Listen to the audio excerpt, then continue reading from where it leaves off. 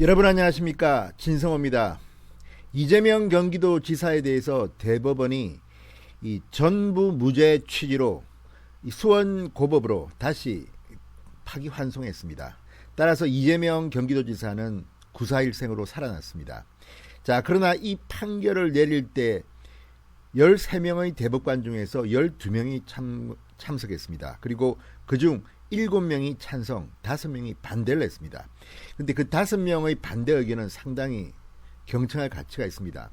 물론 대법원 판결은 내려졌습니다. 법치주의 국가에서 이것을 되돌릴 수는 없습니다.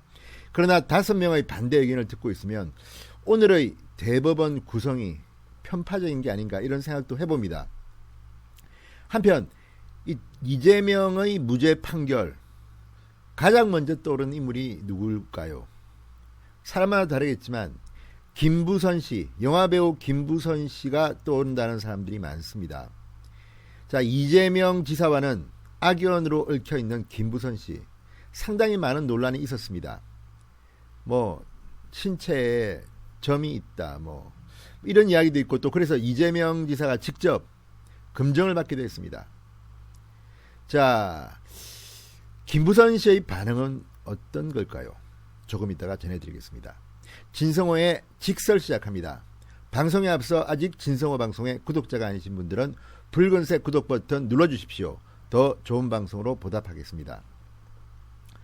자, 이 대법원 전원 합의체, 오늘 공직선거법 위반 등의 혐의로 기소된 이재명 지사의 상고심에서 무죄 취지로 이 사건을 수원고법으로 돌려보냈습니다. 자, 이 지사는 앞서 직권남용, 공직선거법 위반 등의 혐의로 기소돼 1심에서는 무죄, 2심에서는 선거법 300만원 벌금형, 그러니까 당선 무효형을 받았습니다. 원심, 2심대로 대법원이 오늘 확정했더라면 이재명 지사의 경기도지사직은 박탈되고 내년 4월 7일 재선거를 치르게 될 전망이었습니다. 그러나 오늘 이재명은 오뚜기처럼 살아났습니다. 자, 그런데 이 이재명의 판결을 두고 법조계에서 사실 논란이 있어 왔습니다. 물론 대법원의 판결은 존중되어야 하지만 반대 의견을 낸 판사들 5명이면 상당수입니다. 소수라고 보기에는 숫자가 너무 많습니다. 이들의 입장도 경청할 필요가 있습니다. 자, 원래 대법관은 13명인데 그 중에 1명은 빠졌습니다. 왜 그랬을까요? 바로 이재명 전 지사의 다른 사건 변호인을 맡았던 김선수 대법관이 이번 사건 재판을 회피하면서 12명의 대법관만 참가한 겁니다. 그 중에서 7명이 찬성, 5명이 반대. 1명만 이쪽으로 왔으면 상당히 이재명 지사한테는 악몽이 재현될 수도 있었습니다. 자, 이 지사의 재판은 친형 강제 입원 관련해서 허위사실 공포, 그러니까 공직선거법상 허위사실 공포 여부가 핵심 쟁점입니다. 이재명 지사는 2018년 5월 KBS 토론회에서 김영환 당시 바른미래당 후보가 형님을 정신병원에 입원시키려고 하셨죠? 라고 묻자 그런 일이 없다고 말했습니다. 그리고 그해 6월 MBC 토론회에서도 김영환 후보가 제가 정신병원에 형님을 입원시키려 했다는 주장을 하고 싶어 하는데 사실이 아니다라고 말했습니다. 자, 1심은 허위사실 공표죄를 볼 수 없다고 판단하고 무죄를 선고했습니다. 자, 반면에 2심은 친형 강제 입원 절차 일부가 진행됐음에도 이 지사가 이 절차 개시에 전혀 관여하지 않았다는 표현은 사실과 다르다고 봤습니다. 자, 그러면 대법원 어떻게 봤을까요? 대법원은 이재명의 토론회 답변은 적극적 공표 행위가 아니었다고 주장했습니다. 자, 이들이 근거를 댄 것은 미리 준비한 자료에 따라 발언하는 연설이나 유인물 배포와 달리 방송 토론의 즉흥성을 감안해야 한다는 취지였습니다. 오늘 김명수 대법원장도 이런 취지를 설명했습니다. 그러나 여기에 대해서 5명의 반대 대법관은 그건 아니다라고 분명히 말했습니다. 적극적으로 이재명 지사가 이 발언을 했다고 말했습니다. 자, 이 말을 한번 제가 설명해 드리겠습니다. 자, 오늘 대법원 전원 합의체 결론을 놓고 반대 의견을 낸 판사는 5명입니다. 박상옥, 이기택, 안철상, 이동원, 노태악 대법관입니다. 이들은 유죄 취지로 반대 의견을 냈습니다. 이들은 이렇게 말합니다. 이재명 경기도지사의 강제 입원 관련 발언은 절차를 적극적으로 부인해 허위 사실이 맞다, 해당한다, 이렇게 말했습니다. 특히 MBC 토론에서의 발언은 상대 질문에 답변하는 것이 아니라 이전 토론회 발언에 대해 이 지사가 먼저 발언한 것이다. 즉흥적, 돌발적인 것이 아니었다, 이렇게 말했습니다. 그러면서 이 지사는 분당구 보건소장 등에게 친형에 대한 정신병원 강제 입원을 지시 독촉했고, 상대 후보자의 질문에 단순히 부인하는 답변만을 한 것이 아니라 자신에게 불리한 사실은 숨기고 자신에게 유리한 사실만을 덧붙여서 전체적으로 보아 이 지사가 친형의 정신병원 입원 절차에 관여한 사실이 없다는 의미로 해석될 수밖에 없는 취지로 발언했다, 이렇게 설명했습니다. 이 문제에 대해서는 앞으로 논란이 될 겁니다. 대법원의 판결은 이재명 지사의 무죄 취지로 파기환송 결정을 내렸지만, 이 부분은 만약 다음에 이재명 지사가 경기도지사에 다시 출마한다든가 혹은 대통령 선거 후보로 나온다고 할 때 당내 경선에서부터 논란이 될 겁니다.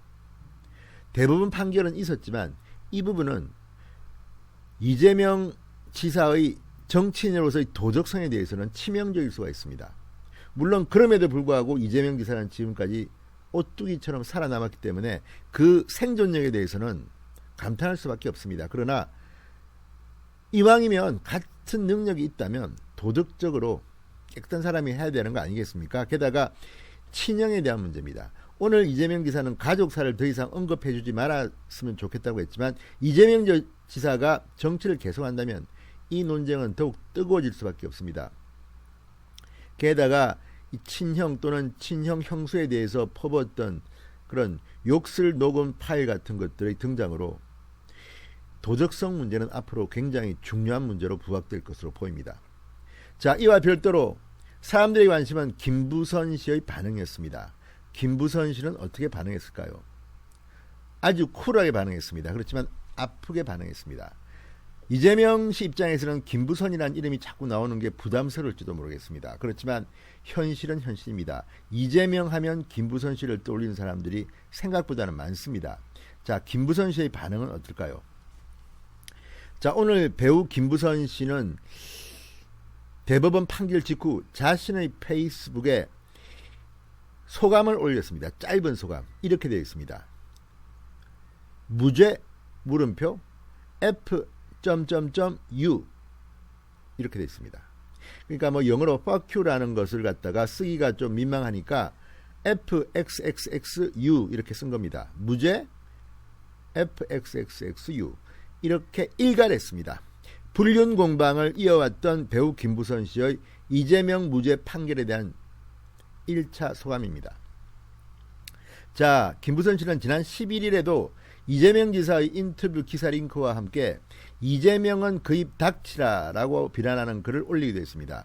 그때 인용했던 이재명 지사의 인터뷰 기사의 제목은 이재명 할 일 산더미인데 숙제 두고 떠난 형님 원망스럽다, 이런 제목의 기사를 링크하고 이재명은 그 입 닥치라라고 김부선 씨가 일갈한 적이 있습니다. 자, 어쨌든 김부선 씨의 반응은 이렇게 심플하지만 상당히 기분이 나쁘다. FXXXU fuck you라는 뜻으로 보입니다. 자, 김부선 씨, 이재명 지사와 자신이 부적절한 관계였다고 주장했었습니다. 2018년 당시 김부선, 이재명 지사의 신체 은밀한 부위에 큰 점이 있다고 언급한 녹취록이 공개되면서 이재명 지사는 신체 검정을 받기도 했습니다. 아무튼 악연입니다.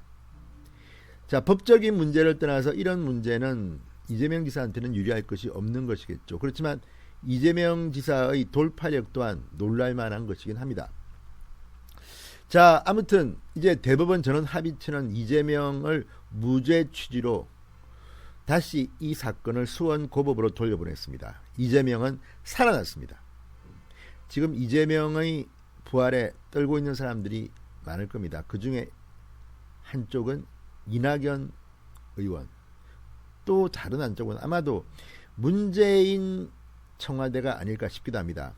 앞으로 두고 보시면 알겠지만 이제 이재명은 걸림돌이 없었기 때문에 입을 열 겁니다. 틀림없이. 두고 보십시오. 지금 추락하는 문재인 대통령의 지지율, 문재인 정권의 인기는 바닥인데 이제 이재명이 비판하지 않으면 어떻게 후보가 되겠습니까?